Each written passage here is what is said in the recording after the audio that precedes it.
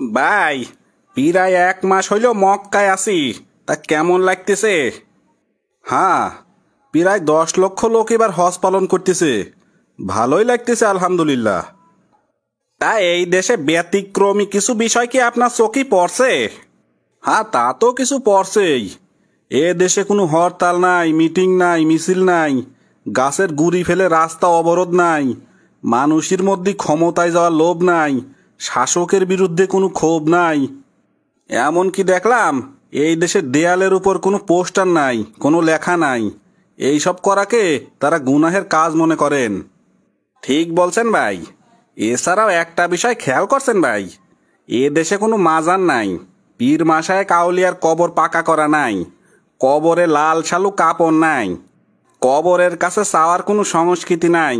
অথচ লক্ষ লক্ষ সাহাবীর কবর এ দেশে রয়েছে। এ দেশে কোনো তাবিজ নাই, অষ্টধাতুর আংটি নাই, তামার বালা, তাগা, সুতা ইত্যাদির উপর কোনো বিশ্বাস নাই, এমনকি গণকও নাই। হ্যাঁ, ঠিকই বলছেন। তবে এতদিনই দেখলাম এই জায়গা কোনো বড় বট গাছ, আম গাছ, জাম গাছ বা কোনো অচেনা বৃক্ষের নিচে জটাধারী কোনো পীরের আস্তানাও নাই। ধর্ম নিয়ে বাড়াবাড়িও নাই, কারাকারিও নাই। কুরআন ও সহিহ হাদিস মানতি কারো দ্বিধা নাই। খুতবায় সাধারণত তাওহীদের কথা বেশি বলা হয়। কোনো মাযহাব, মতবাদ বা দল উপদলকে কটাক্ষ বা গালিগালাজও করা হয় না। মানবতা, ভ্রাতৃত্ব, সাম্যবাদের কথা বেশি বেশি উল্লেখ করা হয়। ঠিকই বলছেন ভাই। এছাড়া এই জায়গা মিলাদ নাই, চল্লিশা নাই, কুলখানি নাই, পানের দোকান, জর্দার দোকানও চোখে পড়ে নাই। কেউ মরিয়ে গেলি দ্রুত রয়েছে দাফনের ব্যবস্থা, বিলম্বের বালাই নাই। আর একটা বিষয় খেয়াল করলাম, নামাজে সূরা ফাতিহা শেষে কাবার ইমাম জোরে আমিন বলেন, মুসল্লিরাও বলেন ইমামের সাথে সাথে। কেউ না বললি তার মাথায় বাড়ি দেওয়া হয় না। আবার এখানে ফরজ নামাজের পরে সবাই মিলে হাত তুলে একসাথে মোনাজাতও করে না। ইমামগণ সাধারণত বুকের উপরই হাত বাঁধেন। কেউ বাম হাতের উপর ডান হাত পুরোপুরি রাখেন, আর কেউ বা বাম হাতের কবজি ডান হাত ধরিয়ে বুকের উপর রাখেন। তবে কেউ নাভির নিচে হাত বাঁধলেও নিষেধ করা হয় না। আবার কেউ কেউ হাত না বাঁধে সারিয়ে নামাজ পড়েন। হ্যাঁ ভাই, ঠিকই বলছেন। তবে এখানে বেশ তসবির প্রচলন রয়েছে। কেউ আঙ্গুলের গিরায় আর কেউ বা তসবি দানায় তসবি গণনা করেন। বাইতুল্লার আশেপাশে সাফা টাওয়ারে, কলক টাওয়ারে সহ বেশ কিছু টাওয়ারে প্রচুর তসবির দোকান রয়েছে দেখলাম।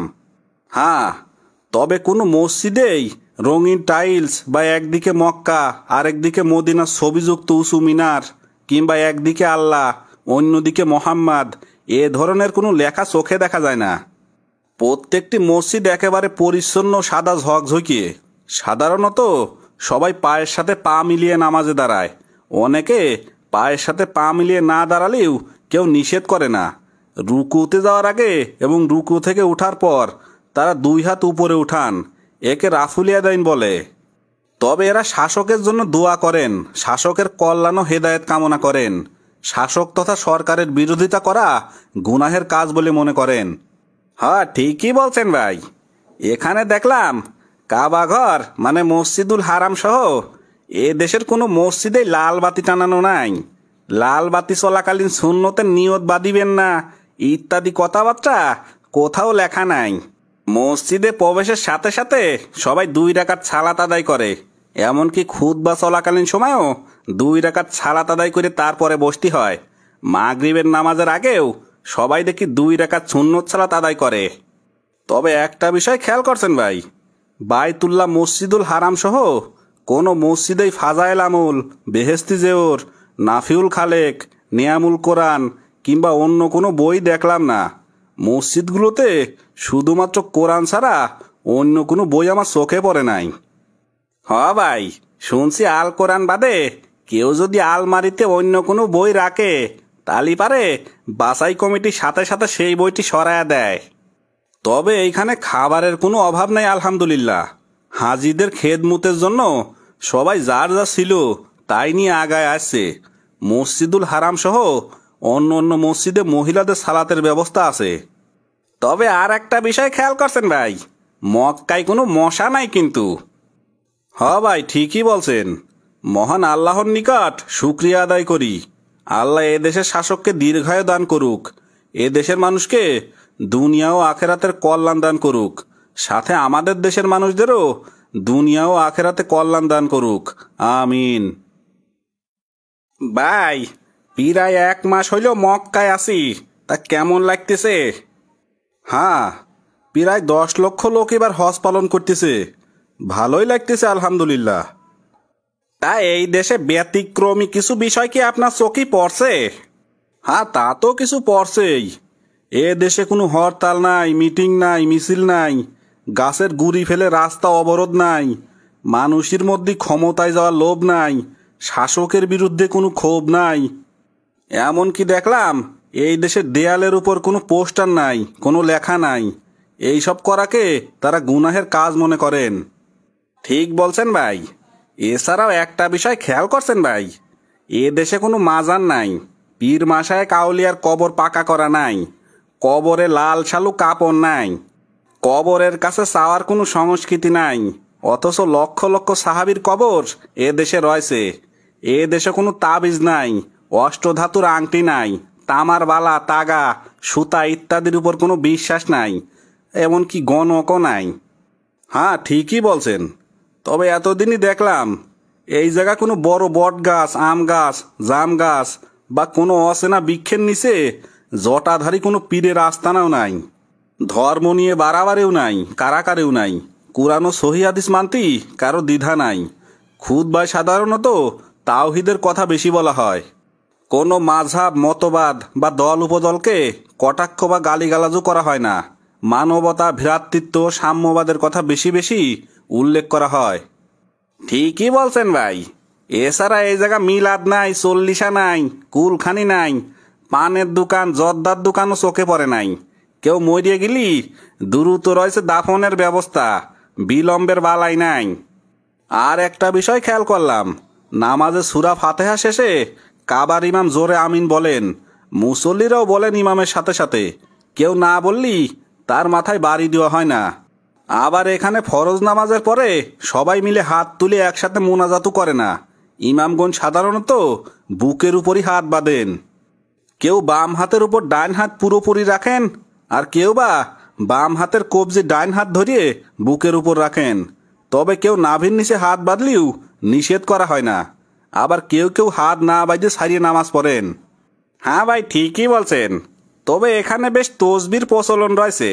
কেউ আঙ্গুলের গিরায় আর কেউ বা তসবি দানায় তসবি গণনা করেন। বাইতুল্লাহর আশেপাশে সাফা টাওয়ারে, কলক টাওয়ারে সহ বেশ কিছু টাওয়ারে প্রচুর তসবির দোকান রয়েছে দেখলাম।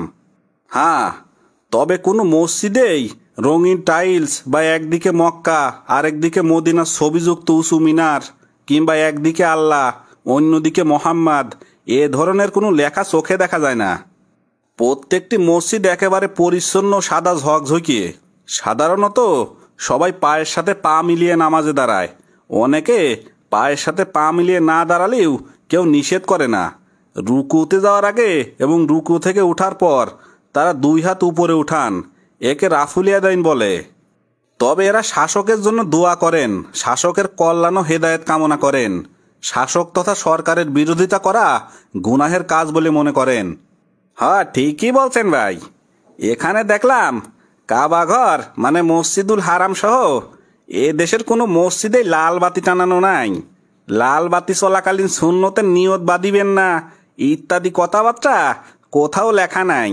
মসজিদে প্রবেশের সাথে সাথে সবাই 2 রাকাত সালাত আদায় করে।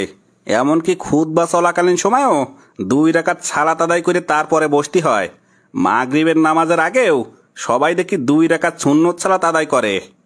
তবে একটা বিষয় খেয়াল করছেন ভাই, বাইতুল্লাহ, মসজিদুল হারাম সহ কোনো মসজিদেই ফাজাইল আমল, বেহেস্তি জেওর, নাফিউল খালেক, নিয়ামুল কোরআন কিংবা অন্য কোনো বই দেখলাম না।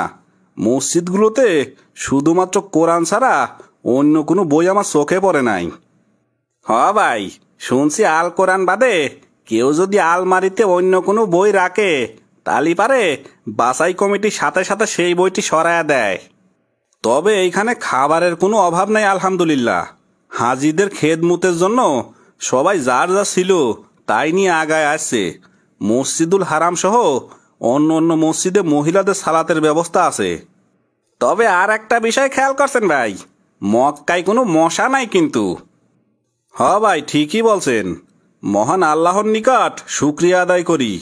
আল্লাহ এ দেশের শাসককে দীর্ঘায়ু দান করুক, এ দেশের মানুষকে দুনিয়া ও আখেরাতের কল্যাণ দান করুক, সাথে আমাদের দেশের মানুষদেরও দুনিয়া ও আখেরাতে কল্যাণ দান করুক। আমিন। ভাই